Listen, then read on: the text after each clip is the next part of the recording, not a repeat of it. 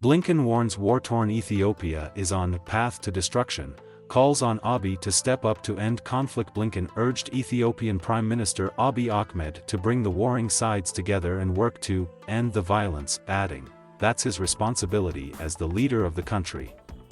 There's no military solution to the challenges in Ethiopia," he said. "That's a path to destruction for the country, and misery for the people of Ethiopia who deserve a lot better." The Biden administration last week sanctioned Eritrea's military and its sole political party for their involvement in the ongoing crisis in northern Ethiopia, with Blinken expressing concern about the potential for Ethiopia to implode. But the measures did not target any individuals or organizations directly associated with the Ethiopian government or the Tigray People's Liberation Front, the former ruling party of Tigray, the two main parties to the conflict. In November 2020, Abiy ordered a military offensive in Tigray to oust the TPLF.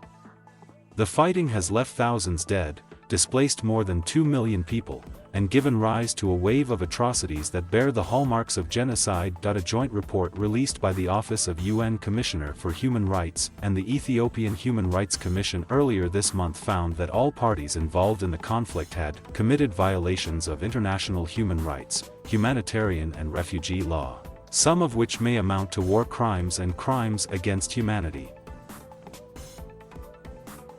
Blinken pressed on Nigeria arms sales. He began the tour in Kenya on Wednesday and will visit Senegal next. But intractable tensions in Ethiopia and Nigeria have formed a large segment of his agenda, and Blinken expressed his concerns about human rights abuses following the killing of unarmed protesters at Lekki Tollgate in Lagos, Nigeria's economic capital, in 2020.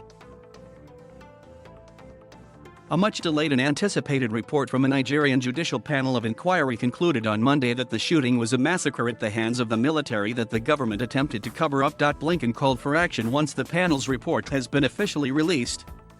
There may be reforms that are necessary to ensure a similar event is not repeated, he said. The shooting quashed Nigeria's fledgling youth protest movement against the police unit known as the Special Anti-Robbery Squad, but despite scores of videos shot by protesters, which showed the shooting, as well as the dead and wounded, the Nigerian government has consistently denied that a shooting even took place. Pressed on whether the U.S. would continue to provide arms to Nigeria, Blinken cited the Leahy Law, which prohibits American military sales to regimes that violate human rights. "If there are units that have committed abuses, we're not going to provide equipment to those units," the top American diplomat said. "We look at any instance, and if there are credible allegations that prove that we believe meet the standard of the law, yes, of course we'll apply the law." Blinken's maiden tour of Africa forms part of his self-declared mission to rebuild American relationships with the international community after the Trump administration severed many of those links. But he conceded that the State Department was learning the lessons stemming from United States' chaotic withdrawal from Afghanistan after a two-decade war. He defended President Joe Biden's decision to end U.S. involvement in that conflict, a move that was rapidly followed by Afghanistan falling back to the Taliban. "There are always questions about how you do things," he added. "Can you do them more effectively?" Thank you for watching.